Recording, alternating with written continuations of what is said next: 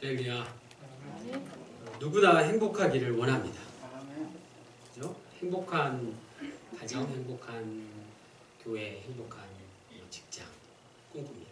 그러나 그리스도인에게 행복보다 더 높은 가치가 있다면 그건 기쁨입니다. 빌립보서 3장 1절에 사도 바울은 주 안에서 행복하라고 한 게 아니라 주 안에서 기뻐하라고 말씀했습니다. 세상의 행복은 대부분 타고난 운명에 의해 좌우되거나 자신의 노력에 의해서 이루어집니다.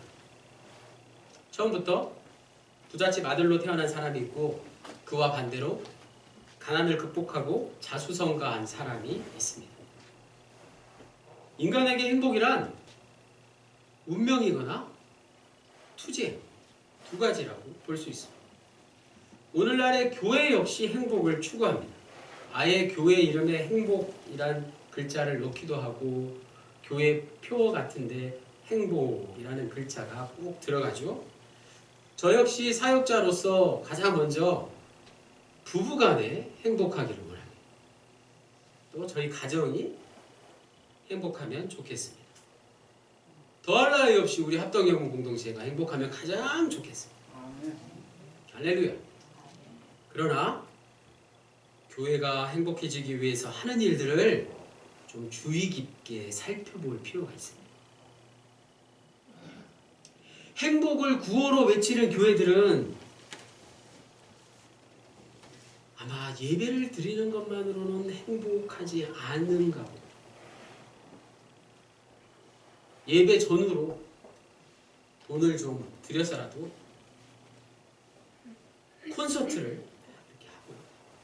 또는 푸짐한 먹거리를 제공하는 파티를 여는 것 같아요. 그런 게 과연 교인들을 행복하게 하는 것일까요? 또 TV 프로그램 같은 데서 늘 볼 수 있는 그런 유명한 큰 교회 목사님들을 스피커로 초청해서 돈을 많이 들여서 부흥회를 여는 것도 과연 행복한 교회를 만드는 게 맞느냐 생각해 볼 수 있습니다. 한마디로 교인들을 행복하게 할 수 있는 다재다능한 사역자를 모시는 게 그것만으로 과연 교회가 행복해질 수 있느냐 이런 질문을 저는 스스로에게 해봅니다. 저 스스로에게 해보는 것이에요. 그런 것들로 교회가 결코 행복해질 수 없습니다. 단지 행복한 것처럼 보이는 그런 자기 합리화일 수 있습니다. 소위 행복 전도사는 저 세상에도 많이 계시죠. 죄송한 말씀이지만 그런 교회는 교회가 세상의 행복을 그대로 따라가고 있는 것일지 모릅니다. 오늘 이 시대에 그리스도인으로 살아가는 우리는 진정한 행복이란 무엇인가, 그리고 행복보다 더 높은 가치인 기쁨을 누리는 삶을 살아야 하지 않을까요? 오늘 본문 야고보서의 저자 사도 야고보는 예수님의 12제자 야고보가 아니죠. 예수님의 친동생이면서 베드로에 이어서 예루살렘 교회의 수장이 된 사도 야고보입니다. 베드로와 마찬가지로 유대인 출신이기 때문에 율법을 굉장히 중요시했습니다. 그래서 어떤 문제가 발생했을까요? 이방인들을 위한 사역을 하는 바울과 나름 경쟁적인 위치에 놓여 있는 것처럼 보일 수 있습니다. 바울은 로마서 1장 17절에 오직 의인은 믿음으로 말미암아 살리라. 오직 의인은 믿음으로 말미암아 살리라. 믿음을 강조했고, 야고보는 행함이 없는 믿음은 죽은 것이다. 야고보서 2장 17절 26절에 강조하고 있습니다. 믿음이냐 행함이냐 둘 중에 어느 것이 나으냐 어느 것이 진짜냐 이걸 말하려고 하는 것일까요? 오늘 본문 속으로 들어가고 있습니다. 17절에서 18절에 오직 좋은 은사와 온전한 선물이 다 위로부터 빛들의 아버지께로부터 내려오나니 그는 변함도 없으시고 회전하는 그림자도 없으시니 그가 그 피조물 중에 우리로 한 첫 열매가 되게 하시려고 자기의 뜻을 따라 진리의 말씀으로 우리를 낳으셨느니라. 하나님은 의로우시고 선하신 분이시죠. 그래서 하나님의 속성을 주로 빛에 비유합니다. 이걸 신정론이라고 합니다. 신은 바르다 라는 뜻이죠. 성화 속에 하나님의 아들이신 예수님의 모습을 자세히 보면 머리 위에 둥근 띠를 띠고 계신 걸로 표현하잖아요. 심지어 빛이신 예수님에게는 오늘 18절 말씀처럼 17절 후반부 말씀처럼 그림자도 없으신 것으로 표현합니다. 다른 성화들에 보면 예수님뿐만 아니라 예수님의 제자들, 즉 사도들에게도 예수님과 똑같은 머리 위 둥근 띠를 그렇게 표현합니다. 그걸 뭐라고 하죠? 머리 위 이렇게 동그랗게 성인들을 상징하는 표현. 빛이 나잖아요. 지금 빛이 나시는 분들 계시죠. 후광이라고 하잖아요. 후광을 뒤에 업는다라는 말을 하잖아요. 제가 좋아하는 테니스 그 스타가 있었죠. 지금은 은퇴했지만 안드레 아가시라는 유명한 테니스 그 스타가 있었는데 머리가 굉장히 길었어요. 이름이 아가씨라고 머리가 길었는지 치렁치렁한 머리를 기르고 다니면서 모자를 푹 눌러 쓰고 다니는데 어느 날 시상식에 대머리로 나더라고요. 그래서 어떻게 이 대머리인 거를 진짜 대머리였대요. 대머리를 이렇게 고백하게 되었습니까? 그랬더니 자리를 빛내기 위해서 아주 자리가 아주 반짝반짝 빛나는 그런 모습으로 나타납니다. 오늘 우리도 예수님의 후광을 떠올리며 어디를 가든지 주위를 밝게 비추는 그런 그리스도인으로 살아야 되지 않을까요? 아침에 이렇게 오시는 모습들 보면 다들 빛이 나시죠. 이렇게 아름답게 또 예쁘게 옷을 정갈하게 단정하게 입으셔서가 아니라 여러분의 마음을 먼저 보면 빛이 납니다. 아침에 주일 아침에 제가 좀 이렇게 분주함을 떨면 영찬이가 저에게 아빠는 주일에 꼭 멋을 부려요 이렇게 얘기해요. 그래서 제가 막 이렇게 면도도 하고 막 이렇게 좀 유난을 떠는 것을 보고는 저에게 멋을 부린다고 영찬이가 그러더라고요. 코로나 팬데믹으로 인해서 예배뿐만 아니라 요즘 결혼식이나 장례식장 같은 데 가면 사람들이 많지 않습니다. 경조사에 참여하는 게 참 힘든 시기입니다.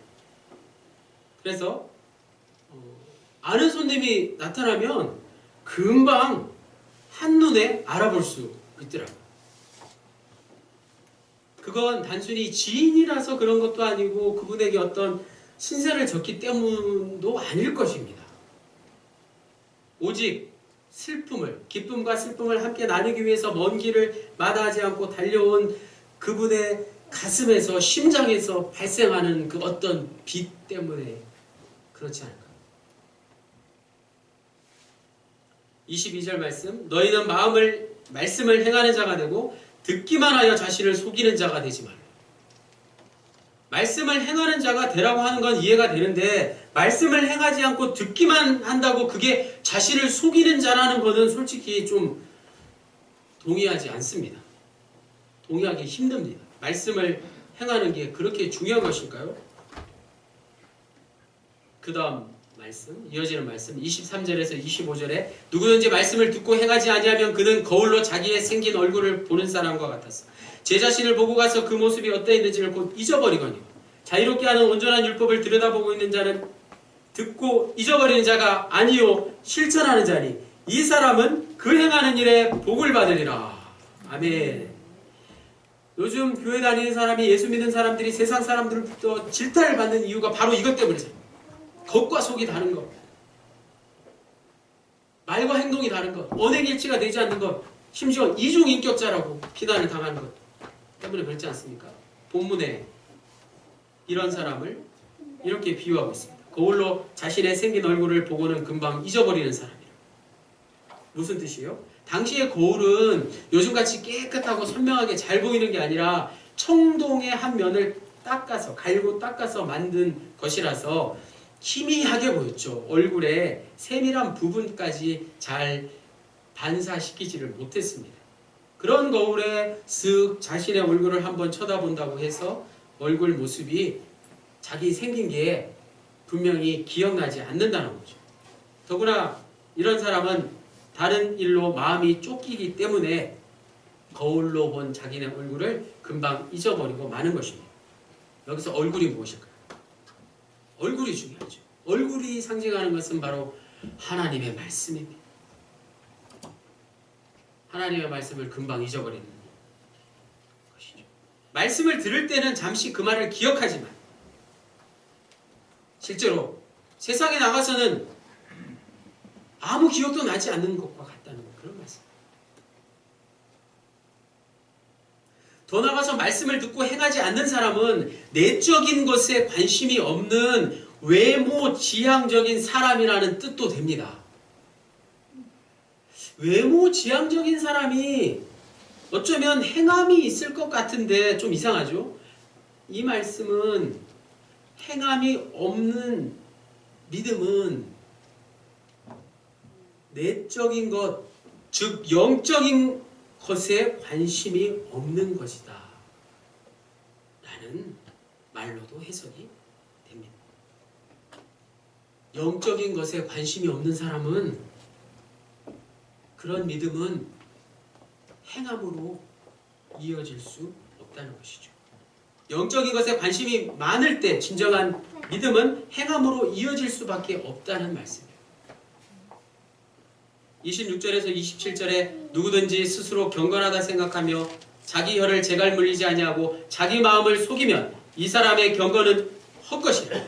하나님 아버지 앞에서 정결하고 더러움이 없는 경건은 곧 고아와 과부를 그 환난 중에 돌보고 또 자기를 지켜 새 속에 물들지 아니하는 그것이니라. 경건이란 무엇일까요? 조용히 기도하는 것.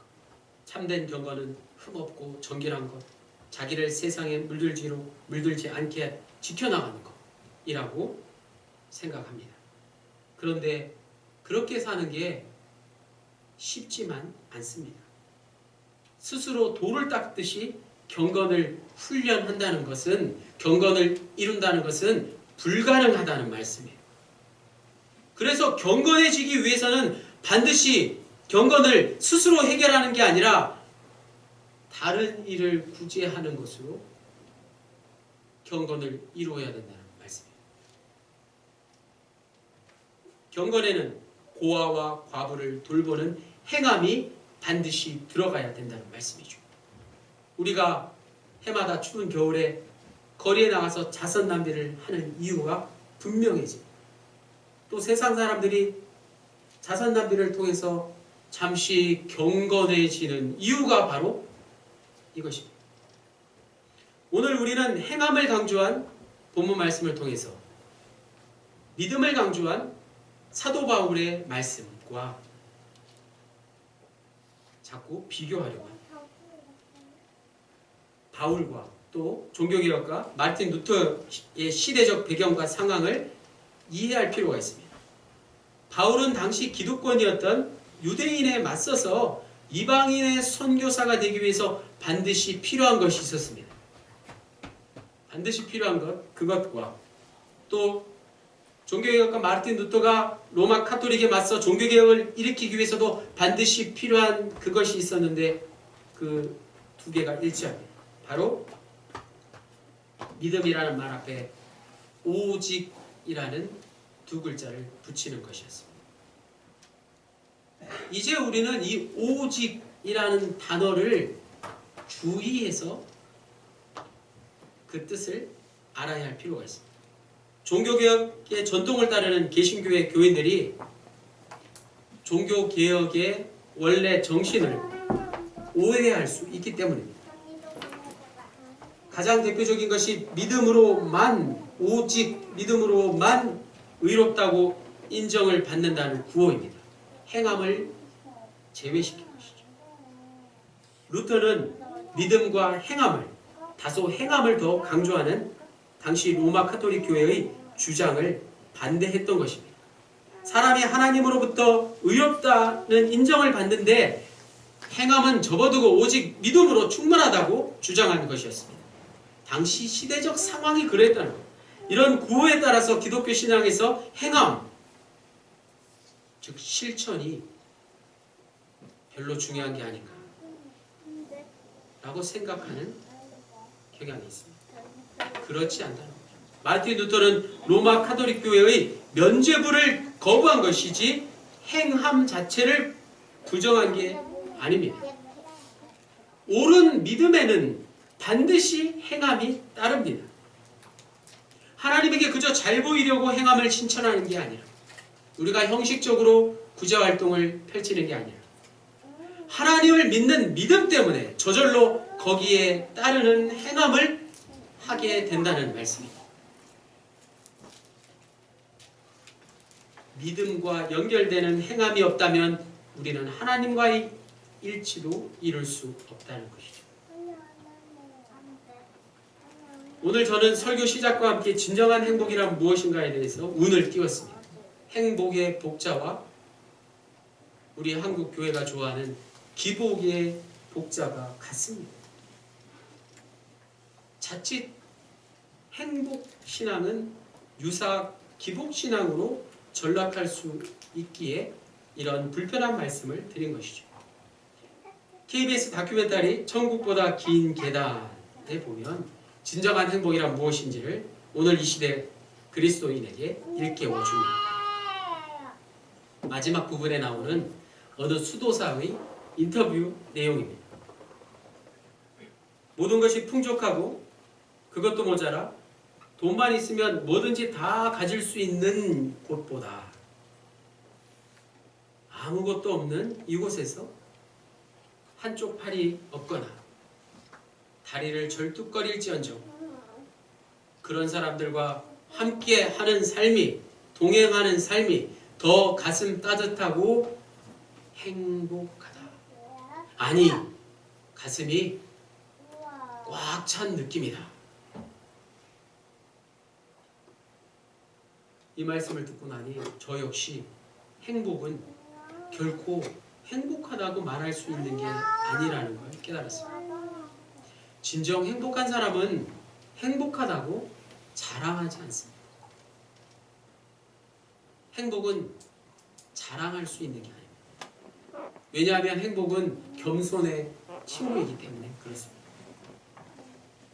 한 젊은 수도사의 겸손이 배어나오는 이 말씀처럼 행복이란, 진정한 행복이란 그저 가슴이 따뜻해지고 무언가로 꽉 차오르는 느낌을 늘 간직하며 사는 것일 뿐입니다. 그러므로 말씀을 행하는 자란 행하는 믿음을 소유한 그리스도인, 행함만을 강조한 게 아니라 믿음을 함께 강조하고 있는 것입니다. 하나님을 따르는 자, 하나님의 말씀대로 행하는 삶이야말로 가장 행복한 사람입니다. 좋은 나무가 나쁜 열매를 맺을 수 없듯이 믿음은 행함으로 열매 맺습니다. 행하는 믿음과 행함의 조화와 균형이 우리에게 필요합니다. 믿음이 먼저냐, 행함이 먼저냐 라는 질문은 아빠가 좋아, 엄마가 좋아 라고 묻는 어린아이들의 그런 어린아이들의 질문과 같은 것이죠. 요즘 아이들은 망설임 없이 엄마, 아빠 다 좋아 이렇게 돼요. 믿음과 행함을 놓고 저울질할 게 아니라 믿음과 행함의 균형과 조화를 이루십시오. 그러면 좌로나 우로나 치우치지 않습니다. 믿음과 행함은 갈등의 문제가 아니라 균형과 조화의 문제입니다.